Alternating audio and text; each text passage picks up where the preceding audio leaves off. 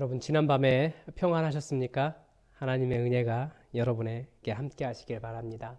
기도함으로 4월 16일 목요일 새벽 기도회 시작하겠습니다.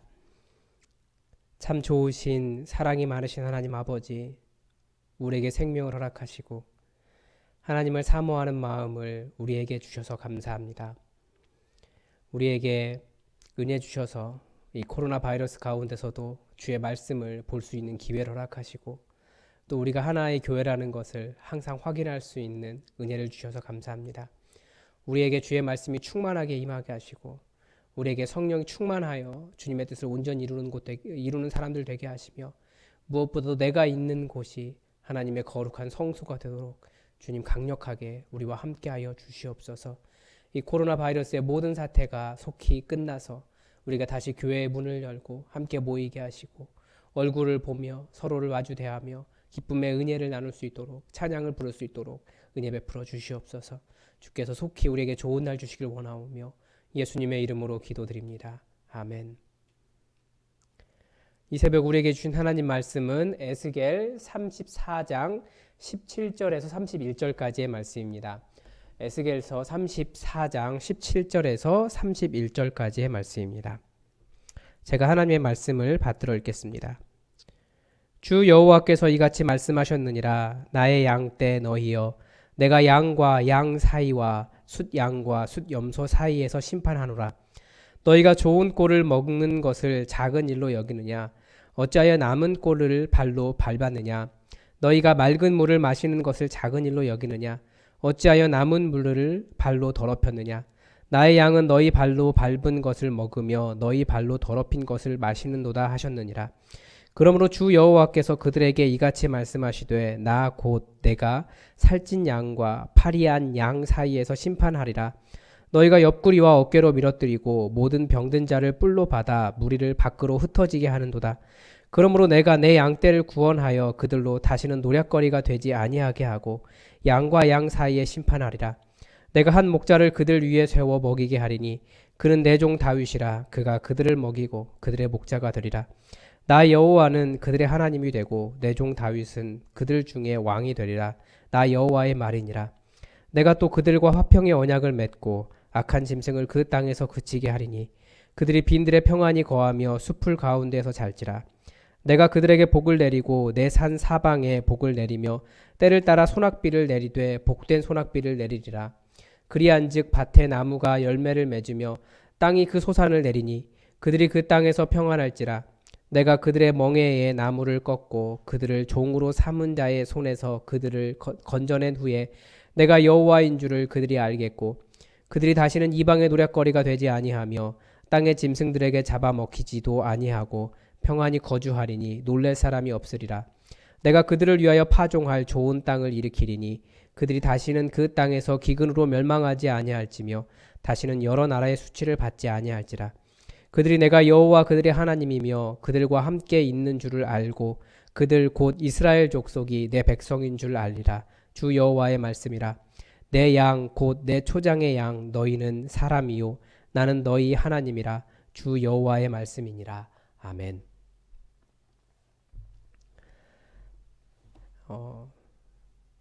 오늘 본문은 제가 사회학적인 전문가가 아니기 때문에 오류가 있을까봐 조금 걱정이 되긴 합니다. 그래도 하나님의 뜻을 최대한 전달해 보려고 합니다.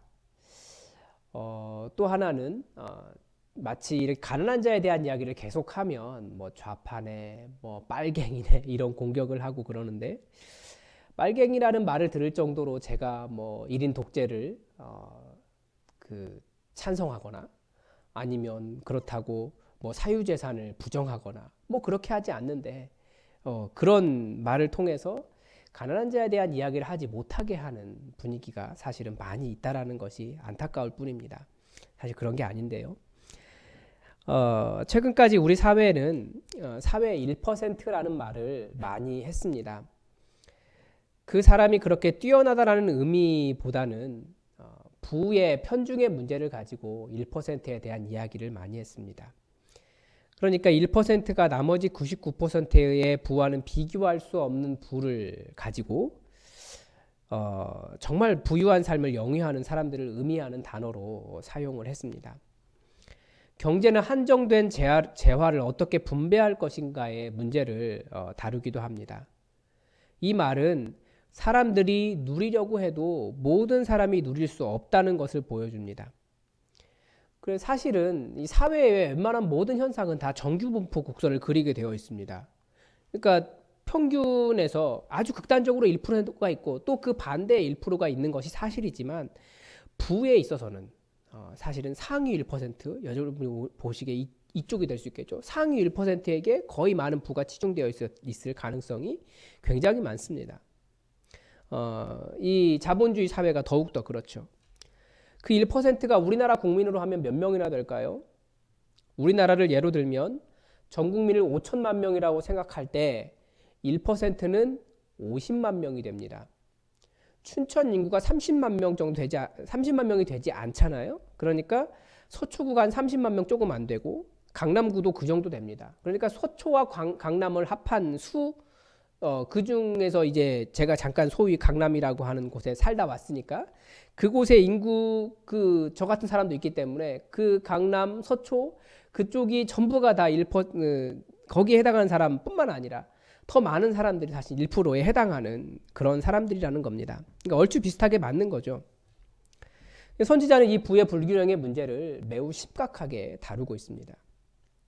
왜냐하면 이스라엘이 가나안에 정착할 당시에 성경이 그리고 있었던 이상적인 이스라엘이라고 하는 나라는 모든 가정이 먹고 살 수 있는 기업이라는 것을 다 모든 가정에게 주었습니다. 그런데 나중에 이스라엘이 망할 때쯤 그때에는 상위 1%가 전체 토지의 99%를 차지하는 일이 발생했기 때문입니다. 당시 부의 문제가 사람들이 먹고 사는 직장, 그러니까 요즘으로 말하면 돈에 해당하는 거고 그때는 직장에 해당하는 거고 그때는 땅과 관련이 있었다는 겁니다. 사실 지금 한국 사회도 예전 통계이긴 해요. 제가 꽤 된 것으로 기억하는데 약 5%의 사람이 전 국민의 국토의 99%를 차지하고 있다라고 하는 통계를 제가 본 적이 있습니다. 5% 하면 거의 250만 명 정도 되니까 적지 않은 수입니다. 지금은 아마 더 그렇지 않을까 생각이 돼요. 현대사회는 조금 먹고 살 수 있으면 이런 부의 불균형의 문제를 심각하게 바라보지 않고 그들이 가진 부를 인정해 주기도 합니다. 그들이 그만큼 노력했다는 것을 인정해 주는 부분도 있는 거죠. 그런데 부자 중에서 가끔씩, 정말 가끔씩 아주 못된 사람들이 있어요. 그리고 이건 또 부의 불균형의 문제이기 때문에 부자에 대한 이야기를 했지만 사실은 일반적인 경우에도 그래요. 나만 먹고 살려고 다른 사람 먹고 사는 일을 방해하거나 못 살게 구는 그런 사람들이 있다는 거죠. 그러니까 다른 사람을 짓밟아야 다른 사람을 살 수 없게 만들어야 내가 산다라고 생각하는 그런 사고 자체를 경계하고 있는 겁니다. 18절인데요. 너희가 좋은 꼴을 먹는 것을 작은 일로 여기느냐? 어찌하여 남은 꼴을 발로 밟았느냐? 너희가 맑은 물을 마시는 것을 작은 일로 여기느냐? 어찌하여 남은 물을 발로 더럽혔느냐? 나의 양은 너희 발로 밟은 것을 먹으며 너희 발로 더럽힌 것을 마시는도다. 자기 밥 먹었다고 남 못 먹게 하고 자기 목 죽였다고 다른 사람 물 못 마시게 하는 것입니다. 그래서 그 결과가 무엇입니까? 20절에 보니까 나 곧 내가 살찐 양과 파리한 양 사이에서 심판하니라. 그러니까 잘 먹은 양은 살찌고 마른 양은 파리해지는 겁니다. 그런데 이게 먼저 먹었기 때문이 아니라 힘의 불균형 때문에 발생합니다. 21절입니다. 너희가 옆구리와 어깨로 밀어뜨리고 모든 병든 자를 뿔로 받아 무리를 밖으로 흩어지게 한도다. 그러니까 힘이 있으니까 들이받고 못 먹게 하고 다 밀어내는 거죠. 그러니까 힘이 있다고 자기의 이익을 위해 다른 사람을 힘들게 하는 사람을 하나님께서 매우 싫어하신다는 것을 알 수 있습니다. 이런 일이 교회라고 없는 것이 아닙니다. 예전에 들은 이야기인데 자기 할아버지가 교회 가신다고 가셨다가 길을 잃어버렸다는 이야기를 하소연을 한 거예요. 왜 그렇게 되었냐면 교회를 가기 위해 버스 정류장에서 버스를 기다리는데 어떤 교회 버스가 오더니 오늘 교회 가면 설탕 한 봉지 준다고 그 할아버지를 버스에 타라고 해서 버스에 싣고 간 거예요. 왜 그랬냐면 그날이 그 교회의 소위 그 새생명 초청 잔치? 뭐 그런 거 있잖아요. 새가족 초청하는 날이었어요. 그래서 그 할아버지가 약간 끌려가다시피 그 교회에 갔는데 문제는 돌아올 때는 그 할아버지를 챙겨주지 않은 겁니다. 물론 그 교회는 어느 동으로 가시려면 가실 분들은 몇 번 버스를 타십시오. 교회에 몇 번 버스를 타십시오라고 안내했겠죠. 그런데 그 교회에 처음 가신 연로하신 할아버지가 직접 다 챙기지 못하셨을 겁니다. 더구나 그 교회가 그날 오신 분들에게 설탕 한 봉지를 준 이유가 그 잔치였다니까요. 이웃을 초청하는 날이어서. 그러니까 그 교회는 숫자를 채워야 했기 때문이었던 겁니다. 성과 때문에.